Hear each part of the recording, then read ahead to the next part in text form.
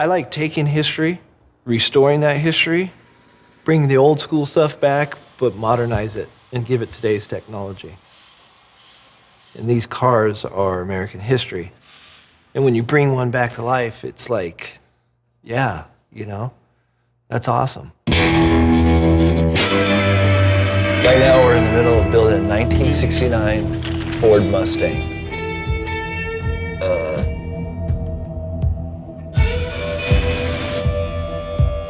Kinda.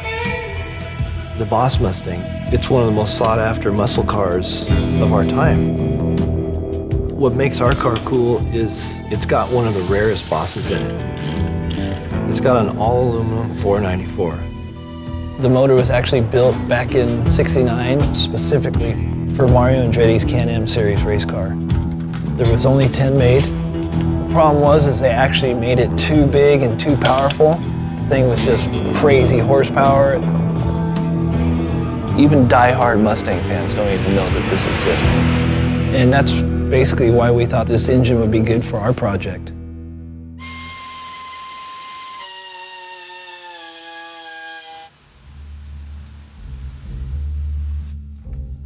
Let me start at the beginning. We talked about getting a junker for the project, pretty much a test car. I started doing different renderings, different drawings. We started making our measurements and our cuts.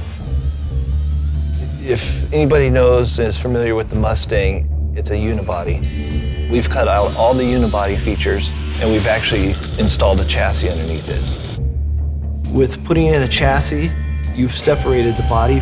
So now it's absorbing all of the blows in the road and the bumps.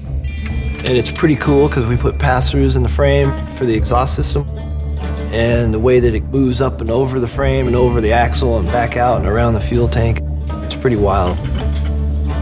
The motor dynoed at 777 horsepower, which is wild. With all of that power that the motor's putting out, adding that chassis into there is going to make it handle a lot better than a stock '69 Mustang.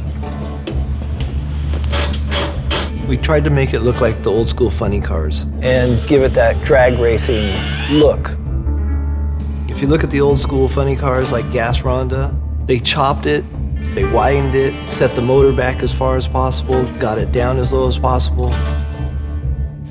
We custom built the whole dash, fabricated it ourselves. We made the 2011 gauges fit in there. And it's not just a '69 Mustang anymore. We've created this piece of art, if you will, that will handle way better than it did in '69.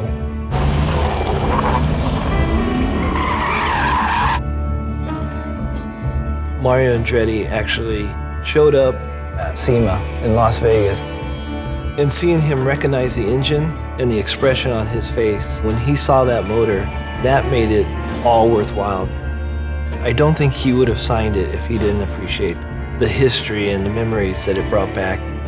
He just authenticated it, you know, by adding his signature on it.